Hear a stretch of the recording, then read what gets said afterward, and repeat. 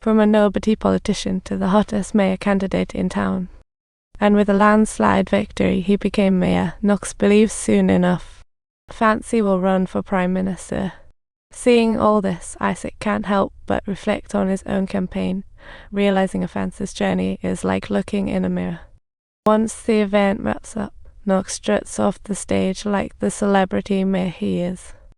He plops down next to Isaac, as if they were old pals who share a very close bond.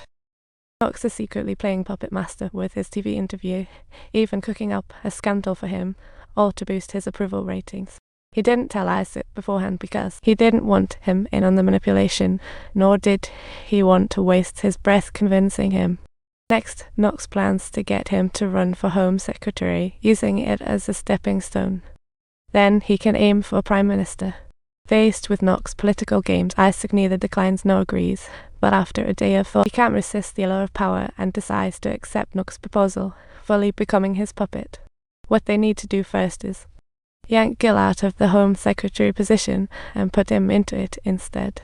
Meanwhile, Frank snags the notebook that Ruiqiu kept hidden, successfully restoring the not-so-deleted conspiracy documents from the recycle bin. Frank originally planned to take out this traitor, but Garland swoops in to save him because he saw the Home Secretary admitting to using tech in his video.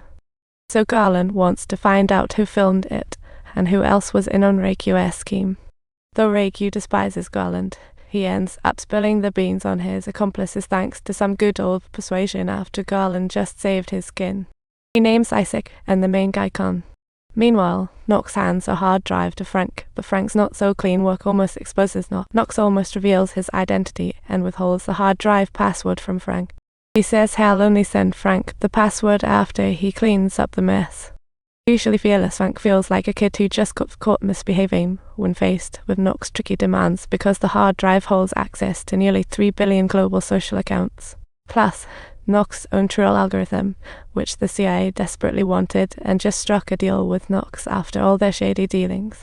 He can't drop the ball at the finish line, so Frank lays all the cards on the table to Ruiqiu, letting him choose between staying silent forever or signing a confidentiality agreement.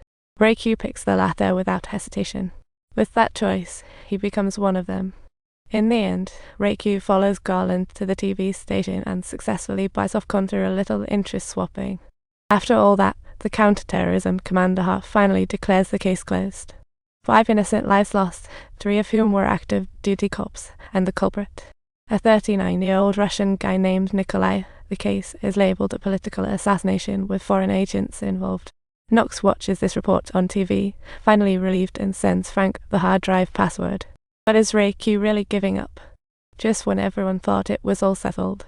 At a colleague's funeral, Old White, the conscience of the counter-terrorism unit, approaches him. That night, Ruiqiu meets Old White and some colleagues at a bar. Meanwhile, Isaac stormed into Knox's office, declaring his wife is leaving him over the love child scandal. He demands to know how Knox's algorithm didn't see this coming. Knox's answer leaves him utterly shocked, claiming the algorithm had already predicted that his wife was a stumbling block on his road to becoming Prime Minister. To become PM, Isaac must divorce her. At that moment, a male assistant walks in to inform Isaac that a hot television show wants him for an exclusive Isaac, hearing it's the famous host and the show, immediately accepts without a second thought. But when he arrives on set, he discovers the host is not Anthony at all. It's Con, from his earlier interview. Isaac feels utterly duped and promptly gets up to leave. But why did the station switch hosts on him?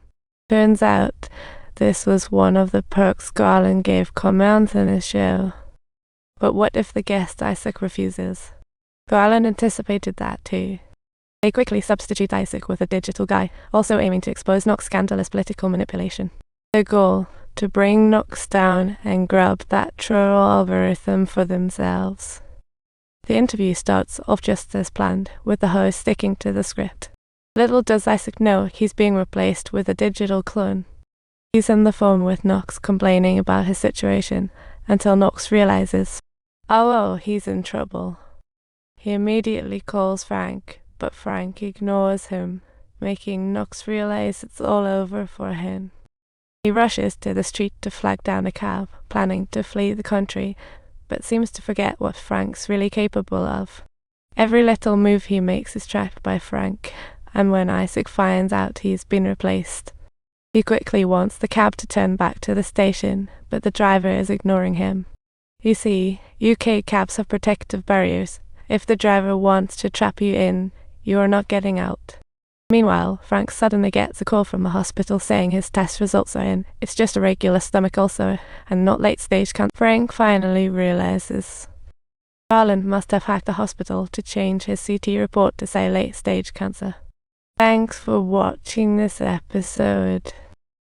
If you're satisfied with our content, please don't forget to subscribe to our channel, as there is even more exciting content waiting for you to discover.